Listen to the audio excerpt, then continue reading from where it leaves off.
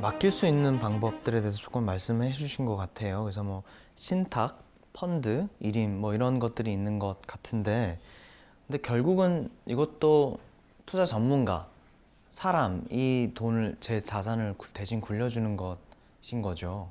그렇죠. 네. 많이들 가시는 게 이제 은행에서의 예금이나 통장 이런 게 있으면 말씀 주셨던 펀드 아니면 뭐 은행의 신탁이라든지 여러 서비스들이 있는데 이걸 이제 가입을 하시면 그걸 관리해 주는 담당자 사람들이 이제 그거를 뭐 효율적으로 잘 굴려주시거나 관리를 해주시고요. 제가 말씀드렸던 서비스 같은 경우에는 이제 최근에 유행하고 있는 로보 어드바이저든지 해서 이제 좀 AI 아니면 좀 자동화된 프로세스가 자금을 관리해주면서 내 자산을 계속 불려주는 그런 서비스도 있습니다. 그래서 뭐 사람이 됐던 아니면 이런 시스템과 이제 운영 스킬이 됐던 그런 것보다도 이제 꾸준하게 자신의 멘탈을 잡아주고 투자를 계속 유지해줄 수 있는 그런 것들을 두시는 게 좋을 것 같습니다. 신탁, 펀드도 결국은 사람이 돈을 굴려주는 거잖아요. 그래서 아무리 투자 전문가이시지만 그분들도 감정을 완벽하게 배제할 수는 없다고 생각해요.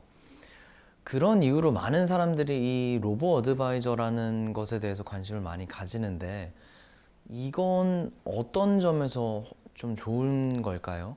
죄송합니다.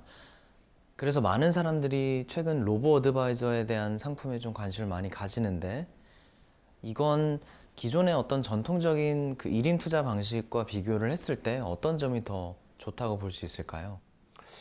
이거는 제 커리어상의 경험을 예를 들어서 말씀드리면 좋을 것 같습니다.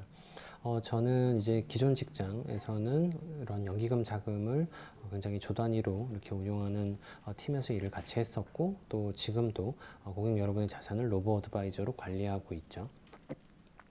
그런데 당연히 이 큰 자산 운용사에서 큰 자금을 운용을 할 때는 굉장히 정교한 원칙들, 그리고 이제 위험 관리 어떤 룰에 따라서 자산들을 관리를 합니다. 그런데 과정에서도 그죠, 우리가 액티브 벳이라고 하는데요. 이 펀드 매니저들의 판단과 재량, 이 직관과 어떤 통찰에 따라서 포지션들을 잡는데, 이게 아무리 정교하게 시나리오를 짜고 포지션을 잡아둔다고 하더라도 하루하루 이렇게 그 편입 자산들의 가격이 변하면 사실 심리적으로 굉장히 흔들립니다. 그러니까 만일 틀린 방향으로 가고 있을 때는 이게 맞을까? 혹은 잘 맞는 방향으로 가고 있을 때는 또 조금 오만해지는 이런 감정의 기복이 사실 끊임없이 반복이 돼요. 그렇지만 굉장히 정교하게 운용을 하기 때문에 그런 감정들을 뭐 어느 정도는 좀 누르고 관리를 할 수가 있죠. 그런데 이제 개인 투자자 여러분들이 이런 정교한 룰이 사실은 조금, 그런데 개인 투자자 여러분들이 떤 이런 규칙을 세워두지 않고 보통 투자를 시작하시게 되는 경우가 많은데, 이런 경우에서는 이런 자산들의 가격 움직임에 따른 공포와 어떤 낙관, 그리고 이런 오만 같은 부분들이 후속 행동에 있어서 굉장히 좀 그르침을 나타내는 경우가 많이 발생을 합니다.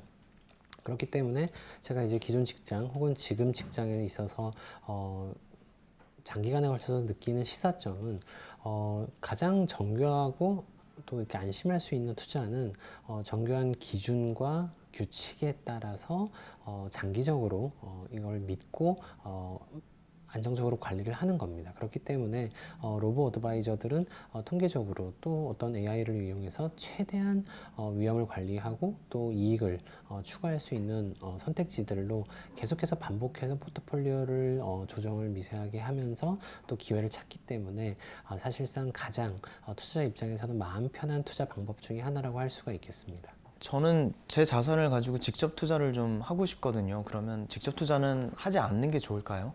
아니요.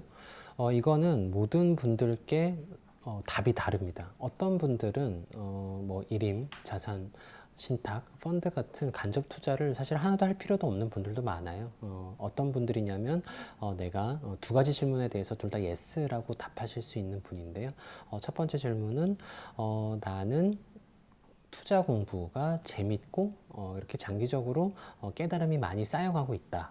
그러니까 결국은 투자에 대한 어떤 그 노하우가 쌓이고 있는 분들. 그리고 두 번째 질문은 나는 내 투자에 쏟을 시간이 굉장히 여유롭게 있다. 결국은 이 두 가지 질문에 모두 yes라고 답하실 수 있는 분들은 직접 투자를 하셔도 됩니다. 네. 그런데 또 많은 분들께서는 투자에 대한 관심과 노하우는 있지만 시간이 없는 분들도 계시고요. 혹은 시간은 조금 여유롭게 있지만 이거 투자 너무 어렵고 좀 무섭고 좀 난해하다 이런 느낌이 드는 분들도 계실 거예요. 그렇기 때문에 내가 투자에 대한 노하우가 충분히 있다. 혹은 투자에 할애할 시간이 충분히 있다라는 두 가지 질문에 어느 하나라도 좀 해당이 되지 않으신다고 하면은 이런 펀드나 신탁, 일임, 로보 어드바이저 같은 간접 투자 기구를 꼭 병행하시는 게 좋습니다. 이거는 이런 개념으로 생각을 하시면 돼요. 우리가 청소를 할 때 내가 외부에 일을 좀 보러 나가야 돼서 시간이 없을 때 우리가 로봇 청소기를 돌려두고 외출하시는 경우 많으시죠? 이거랑 마찬가지입니다. 그러니까 말하자면 이 투자는 모든 거를 내 손으로 다 해도 되지만 또 역으로 모든 것을 내가 직접 결정 다 안 해도 된다라는 이런 특징을 꼭 여러분들이 기억을 하시면 좋겠습니다. 왜냐하면 투자에 처음 입문하시게 되면 전부 다 내가 해야 되는 것처럼 느껴지는 경우가 많거든요. 그렇지 않다는 거를 꼭 여러분들이 기억하시면 좋겠습니다. 자, 오늘 우리가 나눴던 이야기들을 정리를 해보자면 경제 성장률이 굉장히 둔화가 되었기 때문에 금리가 그렇게 높을 수가 없고 그렇기 때문에 무조건적으로 저축을 하는 것이 자산 증식에 있어서 유리하지 않을 수 있을 가능성이 있고 그렇기 때문에 투자를 시작을 하는 것이 좋고 투자를 한다면 복리 효과를 노려하기 때문에 투자는 언제나 빨리 망설임 없이 시작을 하는 것이 중요하면서 사소한 수익률 차이도 굉장히 예민하게 생각을 하면서 기민하게 접근을 해서 유지를 하여야 하고 또 약간의 손실이 발생한다고 혹은 목돈이 조금 모였다고 해서 투자를 중단하지 말고 꾸준히 투자를 이어나가는 것이 중요하다는 말을 해봤고요. 잘 몰랐던 걸 많이 알 수 있게 됐고 또 그 이야기들을 전문가님들과 이렇게 같이 나누면서 또 새로 배우게 된 것도 많고 깨달은 것도 많은 것 같아요. 다음 에피소드에서도 궁금한 것들 언제나 편하게 물어보고 또 편안하게 말씀해 주시면 감사할 것 같습니다. 다음 시간에 또 즐겁게 만났으면 좋겠습니다. 감사합니다. 감사합니다.